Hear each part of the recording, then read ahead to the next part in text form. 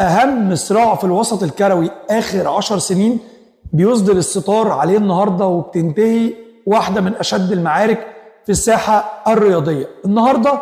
وكل سنه وانتم طيبين. احنا في 25 رمضان لقينا بيان رسمي على صفحه المستشار مرتضى منصور بيعلن فيه التصالح او يعني الاحترام الكبير للكابتن محمود الخطيب ولاسرته الصغيره واسرته الكبيره وجماهير النادي الاهلي والمستشار القانوني للنادي الاهلي الدكتور محمد عثمان، وفتح صفحه جديده بشكل كبير. وعشان احنا في شهر مفترج على غير المتوقع لقينا بادره جميله جدا من كابتن محمود الخطيب والنادي الاهلي في الصفحه الرسميه. اقل من ساعه بالظبط بينزل بيان رسمي عفى الله عما سلف، والتقدير كله للاعتذار بتاع سياده المستشار مرتضى منصور لشخص كابتن الخطيب والاسرته والجمهور النادي الاهلي، وعفى الله عما سلف.